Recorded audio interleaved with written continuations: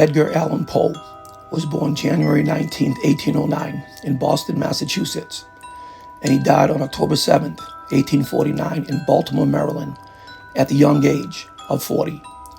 An American short story writer, a poet, critic, and editor who is famous for his cultivation of mystery and the macabre.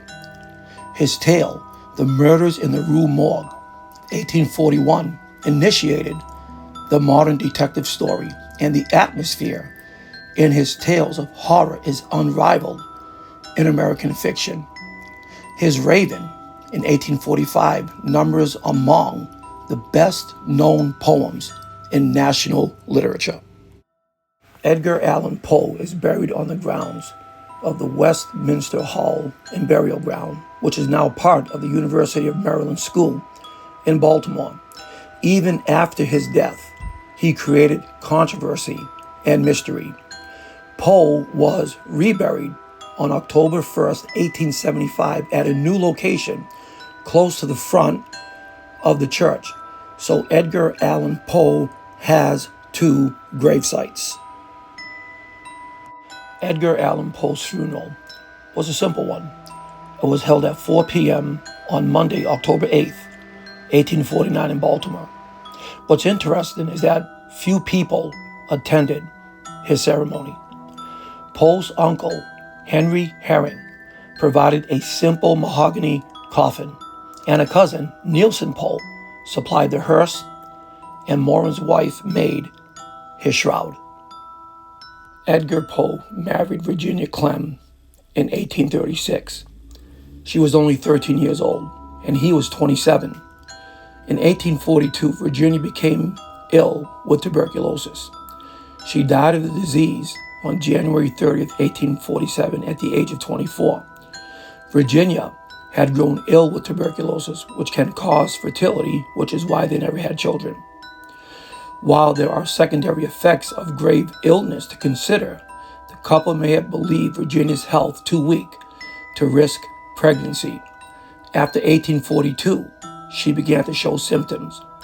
Up until the 1880s, marriages between first cousins in America were quite common. Edgar Allan Poe lost many women he cared for to tuberculosis, including his own mother. When he first met his cousin Virginia, he couldn't imagine life without her. Poe's work owes much to the concern with the occult and the satanic. It owes much also to his own feverish dreams, to which he applied a rare faculty of shaping plausible fabrics out of impalpable materials. Much of Poe's best work is concerned with terror and sadness, but in ordinary circumstances, he was a very pleasant companion. The same duality is evidenced in much of his art. He was capable of writing angelic or weird poetry. In 1949, a mysterious visitor started the tradition of making a secretive visit to Poe's grave on the anniversary of his birth. A man dressed in black, wearing a black hat, and carrying a walking stick, leaves a tribute of 3 red roses and an open and partially filled bottle of very expensive cognac at the monument. Spectators began to assemble on the night of January 19th in hopes of seeing the man dressed in black, who was able to enter even through the gates of the cemetery were locked.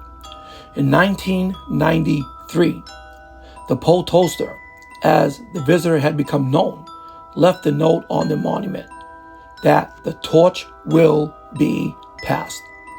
The Poe toaster reportedly died in 1998 and passed the tradition on to his sons. The Baltimore home Poe lived in for a few short years with his aunt and beloved Virginia is now a museum. It displays many artifacts of the well-versed writer. Moreover, it houses the unknown ghost that many speculate to be his grandmother, Elizabeth Poe, who died during their stay there. Besides the heavy energy felt in the home, many have claimed to see an older, portly woman throughout the house.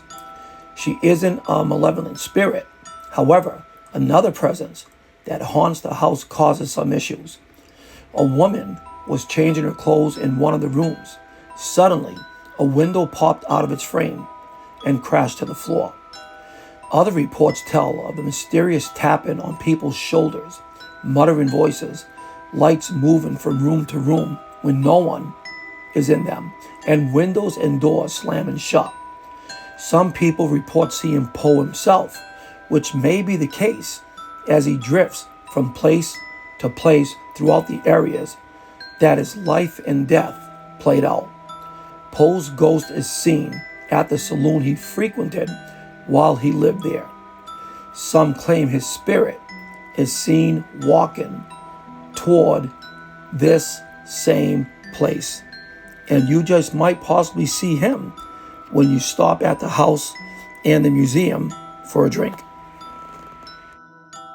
When you have a chance, please subscribe to our Paranormal Adventures YouTube channel, and you can also request membership to our Paranormal Adventures Facebook page where we talk about the paranormal, put videos and clips. And thanks for watching.